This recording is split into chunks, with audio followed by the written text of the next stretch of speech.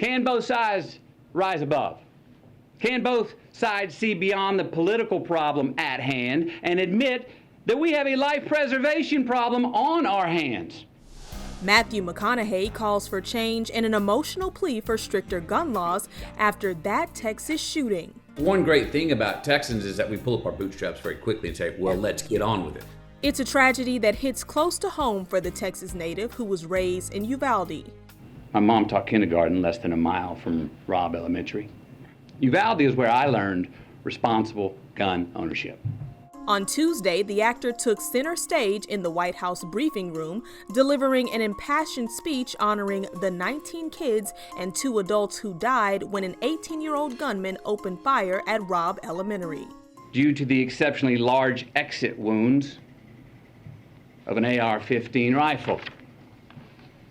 Most of the body so mutilated that only DNA test or green Converse could identify him. Now Matthew is pleading for gun regulations with all Americans in mind. We need responsible gun ownership. Responsible gun ownership. We need background checks.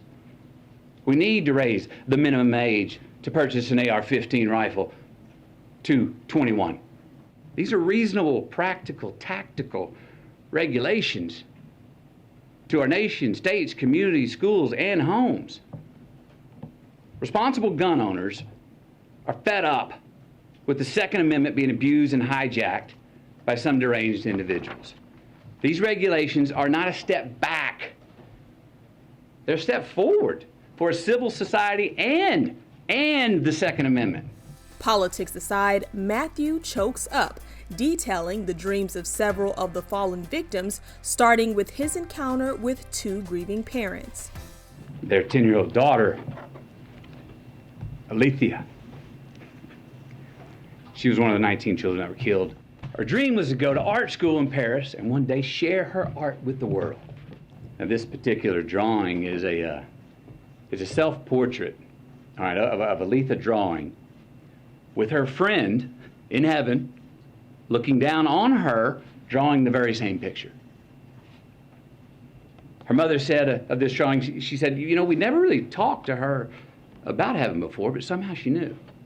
Then Matthew tells the story of a 9-year-old victim with dreams of being a marine biologist and a deep love for nature.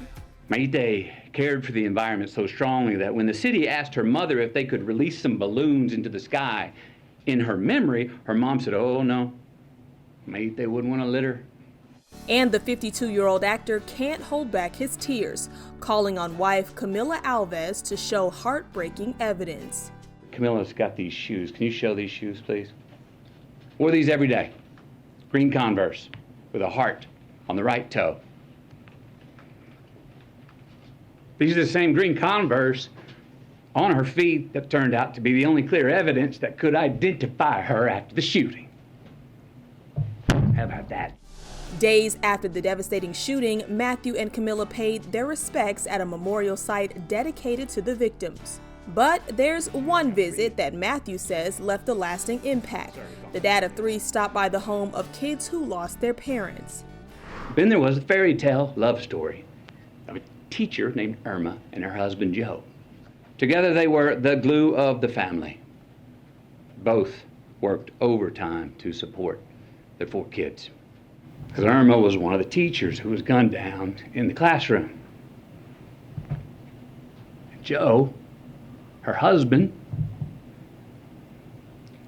literally died of heartache the very next day when he had a heart attack.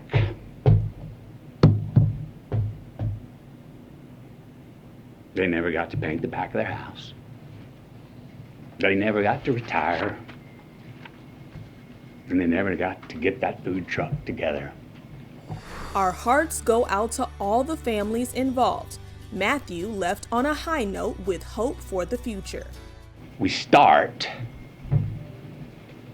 by making the loss of these lives matter.